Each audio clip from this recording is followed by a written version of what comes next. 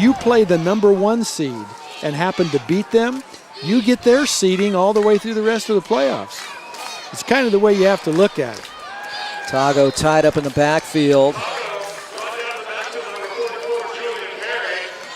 Julian Perry there defensively. There's a young man that we have not mentioned his name tonight, but we've had a chance. I've seen this San Clemente. This is the 5th time I've seen this team play this year. He plays with as much passion and cares about his teammates, I think, more than any player I've seen in the last decade. He is all in when he puts his hand down, and he's ready to go. Number 44, he's the right defensive tackle. So 3rd down and 10. Ball batted back, and there's your guy. That's your guy again, Julian Perry. 5'11", 220-pound senior. They had a good play set up there, running that screen to Tago again on the right, the little slip screen. You see Tago step outside. Well, he just shed that block. But great technique there by Julian. Power run. 3rd and 11 from the 30-yard line. Blower looking to pass, getting some pressure, and just manhandled and sacked.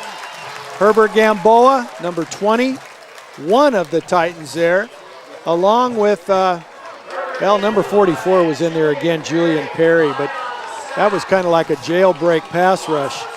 First-year starter for the Sailors, got a little time, and the quick give to Hassan off the left-hand side off the edge and put on his own. Well, let me tell you, the guy that the Harbors are having a terrible time with is number 44, Julian Perry, the 5'11", 220-pound senior. He is lining up at right defensive tackle, and I'm telling you what, he is 4 yards deep in the backfield almost on every snap. There's a real good look at him. 5'11", 220, he brings it. That ball's blocked, and I think number 44 blocked it again. Julian Perry, after the great plays he's made on defense, I think he's the guy that got a hand on it.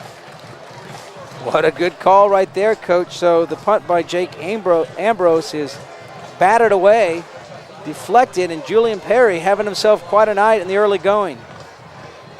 If we have that on replay, you're going to see just this relentless rush by Perry. And he's back there in a position to get his hand on the ball. Let's see where he comes from. There he is. Look at him. Looks like Superman. That's quite a vertical leap for a defensive lineman. He got up in a hurry, no doubt about it. And at 220 pounds, you want to get out of the way. It's a good thing that Jake Ambrose did not get hurt. That's as much air as you get off a lip at Laguna Beach with your skimboard. I wish I could go that high. What a change of events. Field position change here, and back in business go the Sailors. Hassan tripped up near the line of scrimmage. That should be a gain of 0 yards, and right back to about the line of scrimmage. Well, those guys up front for Jaime Ortiz are just doing a fabulous job. Chad Foster and Julian Perry into the backfield. And I'll tell you, it's real hard to run the power or the isolation when you have a defensive lineman 3.5 yards in your backfield. And they get a first down, they're going to. First down again, the give to Hassan, and brought down in the backfield. That looks like it could be a loss. He might have got back to the original line of scrimmage. Guy that ruined that play was Julian Perry again. But boy, again, number 44, Julian Perry, he is just a missile from that defensive tackle spot. He will line up at defensive right tackle, which would be on the offense's left, and you can see when they come to the line of scrimmage, his penetration through that tackle has been so disruptive for the Sailors offense. We've seen 3 or 4 different fullbacks line up for the San Clemente Tritons, and I kind of love that. Number 44 in there right now, Julian Perry. We know what he does as a defensive tackle. As a fullback, he's a beast of a lead blocker. Tell you what, he's a dangerous receiver.